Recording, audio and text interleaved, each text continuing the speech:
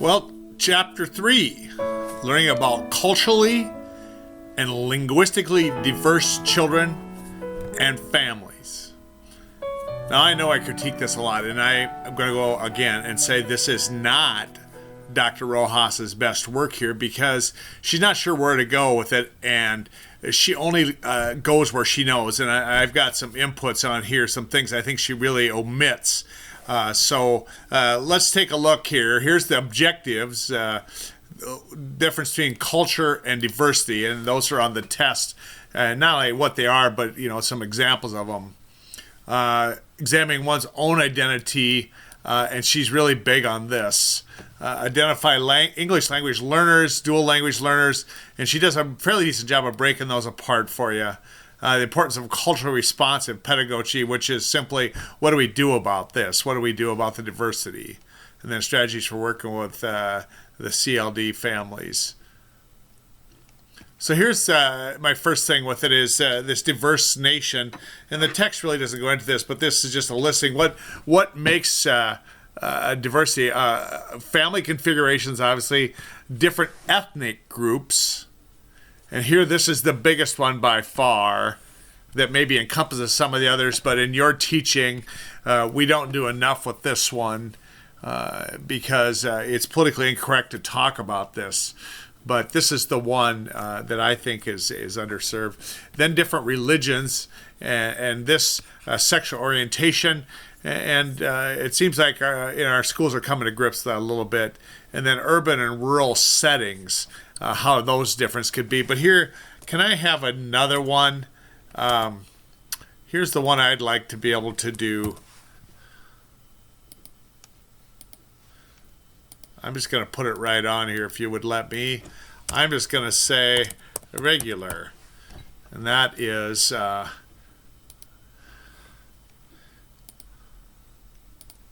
That's people that are the same but different, and that this whole chapter is based on the assumption that the differences only are between these groups. And I'm saying you're going to find immense differences between people that are alike. I think how different I am from my family, from my brothers and sisters, and the ways they raise their kids, and how different my kids are than theirs. And yes, they would have different things here, but I guarantee my kids would have things sometimes more in common with some of these other groups than they would with their own group. And yet it's a thing of diversity that's really ignored, because the assumption is if you look like and have the same religion as somebody else, you're the same. And I think you'll be making a mistake in your classroom if you assume that, as will you would be making a mistake if you assume these groups have really unique needs that are going to be hard to meet, because I don't think it's any more than this one.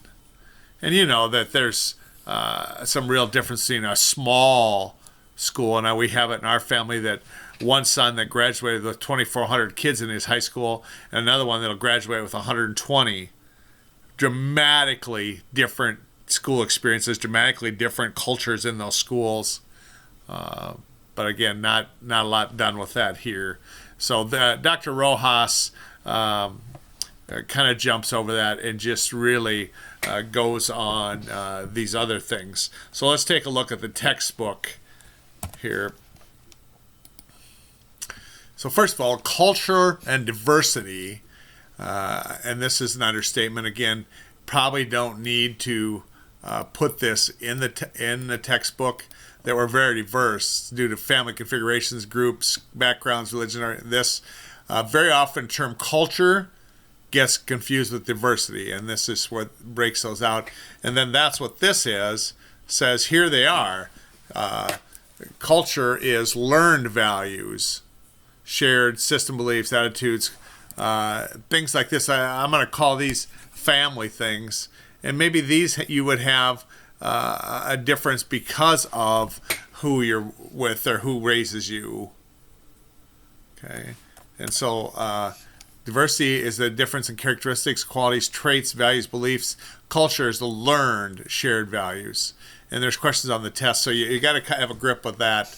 Knowing the difference terms teaches better understanding of diversity. And culture is, the term culture is most easily understood when it's viewed as a way of life. And so maybe we should put that in here. Let's make that number 1 and just say it's a way of life. Learned. And you put that in your notes. It's a blueprint for guidelines for life. It's knowing, perceiving, understanding, receiving. You bring as much of this in here with you on that. It's important that teachers of young children understand the concept of culture, because we are now helping children develop physically, socially, linguistically, cognitively, or helping develop culturally. And this is where I kind of disagree with Dr. Rojas, because I always believed that was my responsibility as a parent. I didn't expect you to develop that in my kids, even when they were young. And maybe I'm a little slanted. My kids went to a Christian school, so I made some assumptions about a shared value that way. But I thought this was family. And Dr. Rojas is saying here, you're going to help them develop all these, including culturally. And I don't know about that. Good luck with that. How do we assist culturally and linguistically diverse children in our effort to make school relevant for them? Fisher suggests that the challenge of cultural analysis develop translations and develop from different things in school. So I'm just going to let you read this and go from there on that. And then here's the relative approach to diversity issues will enhance the quality experience children reflect. And again, I'm not sure what to do with this other than leave it for you. Identity. Let's look at this. Identity comes out with this of who am I? And take a look at your own family history and understand the values, culture, social practices, and traditions. We did that a little bit with funds of knowledge. Let's read this. Who am I? I don't really have a culture. I'm just simple American. I was born here. Parents are from here. I'm heard grandmother's parents came from France, but I'm usually throughout it. Last name is Morales. I'm not Hispanic. I was born in Louisiana. Okay, so that's a little of that, how that goes. So here's identity is defined as knowing who we are and what groups we belong to, and knowing how often it helped to understand others. So I'm going to make this number 2. And we do who am I, and that's based on this here, so you have that. Take a look at your own history, help you to understand values, social practices, those kinds of things. And then this whole thing, I'm not quite sure what to do with it. Practice discovering your identity. So funds of identity, I'm going to again ask you to come here, read that part. This will be number 3. So number 3 is tell me this one and this one. All right, let's take one more look here. Practice discovering your identity, I say, and this is Dr. Rojas loves that kind of thing. So I'm gonna let you look through all that, and it'll give you some insight here. So English language learners and dual language learners. United States are considered culturally and linguistically diverse, and as I say, that's been around a long time, but it's really got attention in the last 10 years. We have children who are biracial, bicultural, and bilingual, meaning they're growing up in 2 worlds. So obviously biracial is more than one race, bicultural more than one culture, and bilingual meaning more than one language, okay? And so that's, distinguished that you need. There's a question on the test, I believe, about that. Many children are minorities and are from traditionally underrepresented groups, such as Latinos and African Americans. Also are multicultural because their families are varied in their ancestries. Also, representing the United States are children who are monolingual speakers of other languages, or they know English language, known as English language learners, meaning they're learning it. And more recently, dual language learner. In fact, children of immigrants are the fastest growing population in the U.S., both legal and illegal, or I should say documented, undocumented. The U.S. Census estimated by 2043, the U.S. will be a more diverse nation than no majority group will prevail. The U.S. Census predicts that the Hispanic population will double. Okay, and that is, the border is wide open, so it's maybe more than that by then. American population will increase slightly. The Asian population is expected to be more than double by the year 2060. Okay, so who are these English language learners? And I think what I'm going to do is clip this, but let's just take a look. English language learners come from different backgrounds. You can see different languages spoken in the U.S. homes. Many homes represented in the table use house language learners are dual language. The majority of children are ELL, English language learners, are Latino descent and immigrants. Second largest group of the ELs are Asian descent. Remember, they do well in school. We're not quite sure why. And Dr. Rojas does not offer anything on that. It's also important to remember that the Americans are different cultural and language descents. It's been U.S. generations also speak two languages at home. And I have a little bit. I can remember my grandma, who's been gone now for 25 years, could still speak some German that she learned from her parents. And her parents, her dad at least, was immigrated to this country. And so she used to speak in German and then laugh. And so although most of the U.S. population is English proficient, show that Spanish and Chinese are the two most popular non-English languages. And so let me go here. Second largest group is this. I'm going to make this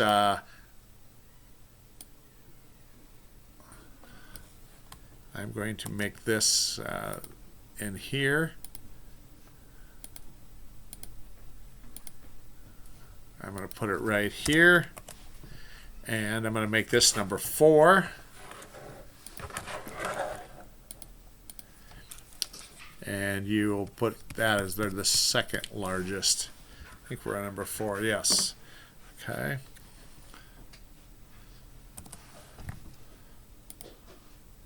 And then I'm going to clip this so you have this to look at also. And slip this in your notes too as part of number 4.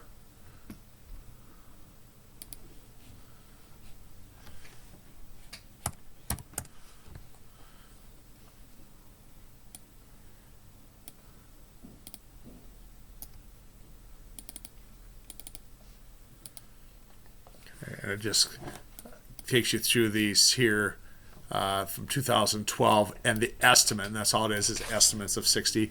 And the way as our world's changing, this may be totally off, but this is a so-called estimate, and I don't think anybody can predict that, but this is what they're predicting percentage-wise.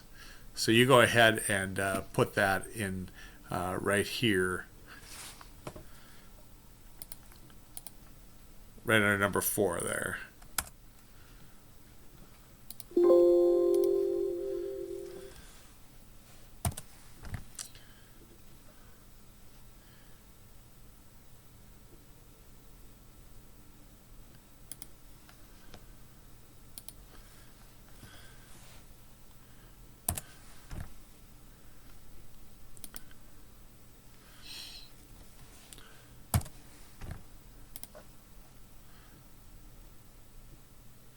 So this is kind of interesting. Let's look at this. Table 3.2.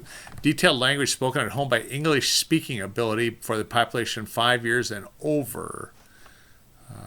Interesting.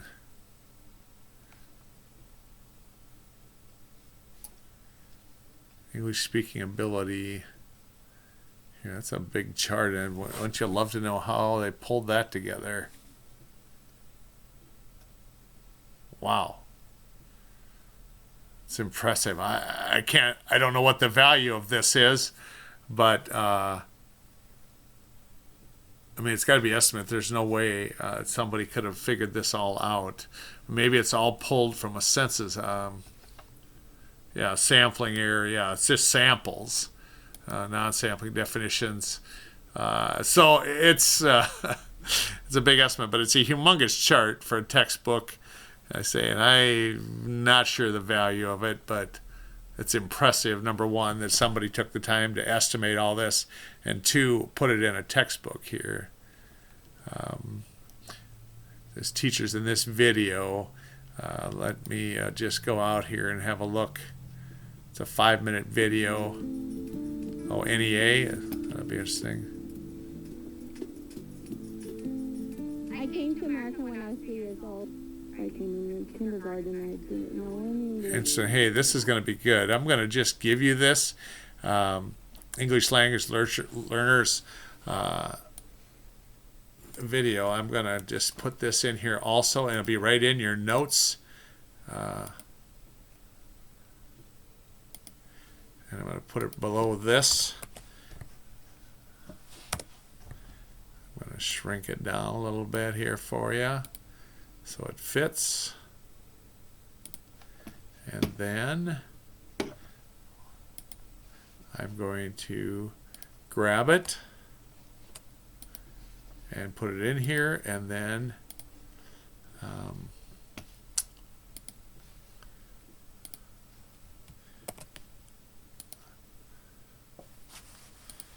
this will be number 5 here, and that is you view that 5-minute video and a little feedback what it's about. I'm going to just say feedback here. Okay, so let's move on to second language acquisition theories.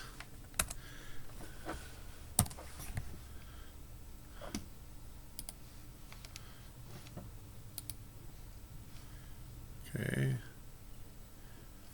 so here's the learning language, second languages. I'll try to develop, including behaviorists, natives, cognitives, social interactions, and information processing. And so I'm going to give that to you, what those are, and this will be number 6 in the realm of language acquisition. Those 4 models there. And then these, see what this is. Communicating with parents regarding a second language learning. Talk to your child in your home language. Sing to your child in your home language. Tell your children traditional stories. And again, to me, this is a little exclusive because it excludes kids that don't have this. Like, for example, my kids don't get to hear this only if you're new to this country. So I'm not sure about this, but this, Dr. Ross is really big. This is a big thing for her. So I don't know what to do with this other than clip this also and just let you stick this in your notes.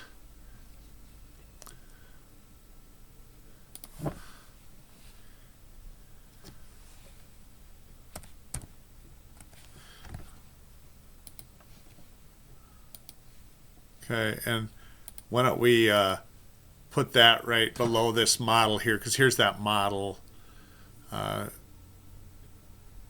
And so we'll put this right here, call this number 7 under here, and I'll just say a clip. Okay. And here's programs, types of programs the research has shown not only learn English, but learn academic content and bilingual programs. And here they are.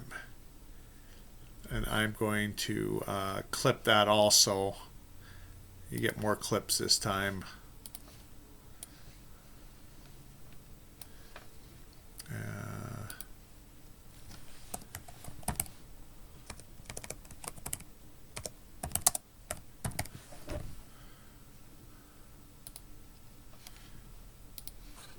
And I think you can put that right after this.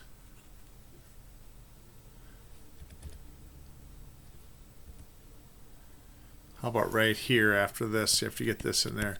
We'll call this number 8 and a clip. Table 3.3. Okay. Two-way immersion or dual language programs. It kind of goes to that.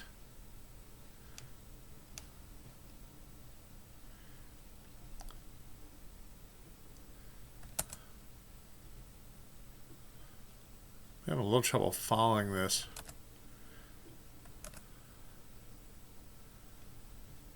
Here's the two-way, and I'm just going to make this, this is number 9. That comes right out of here, what these two-way immersion programs are. And English has a second language. Pull out, shelter instructions, structured immersion. Let's look at this if it'll let me.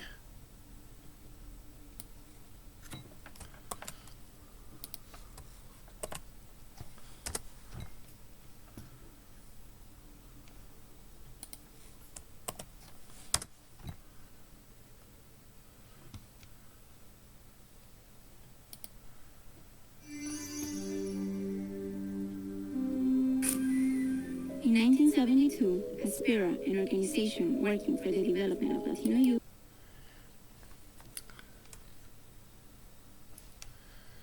See if that's the one. Yeah, historical thing of this. So, why don't we look at this? Let's put it right here. This is number 10. And again, the video on the history.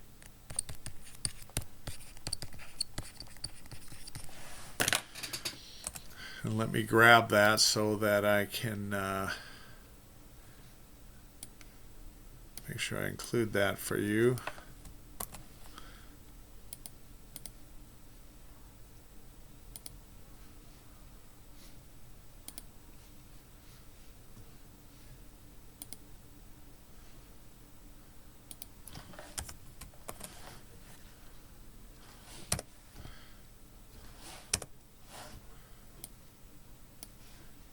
Insert a link, and there's another one, and this will be right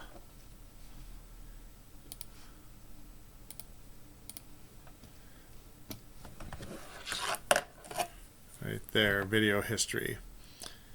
All right.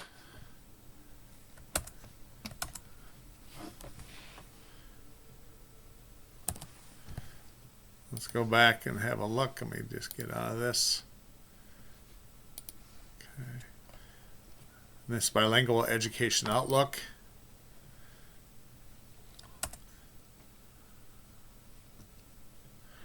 To that, so we're going to jump over that. So here's the thing on pedagogy, and again, you're maybe tired of these, but this is a video on that. Again, it's only a 4.5 minute one, and so I'm going to give you this one also so that you have that.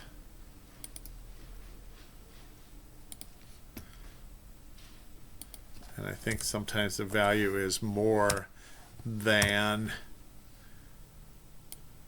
anything else I would do.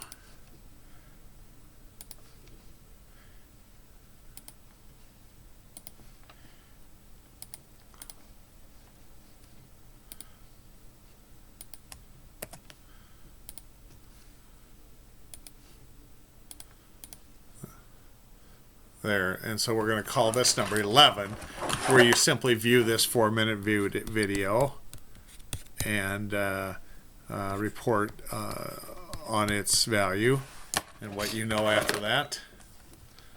Okay.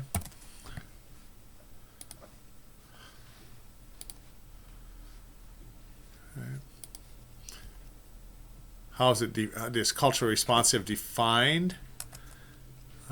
Formation acceptance for your own cultural identity. Teacher reflect on their practices, provide relevant curriculum, and that's pretty subjective as what is relevant. Increase learning opportunities for oppressed and marginalized children, and don't forget all the other children also. And that's the other thing that kind of grinds me a little bit, because we start to assume that if you don't fit into one of these categories, you don't need this specialized things. Can't be marginalized unless you fit into one of these. And I'm saying to you that is not true. but it doesn't fit the cultural practices of today. So you probably better go with Dr. Rojas on this. Culture relevant curriculum, that's anti-bias on here, and it takes you through that.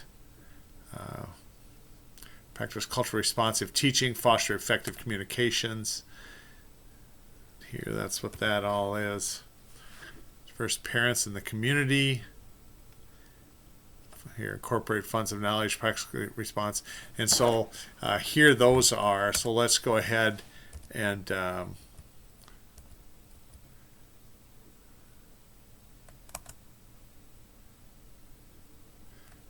going to make this number 12 right here. And you're going to give me bring this in here from page 52 right here. Those things are. I'm going to bring this one in here for you also. So you have the whole set.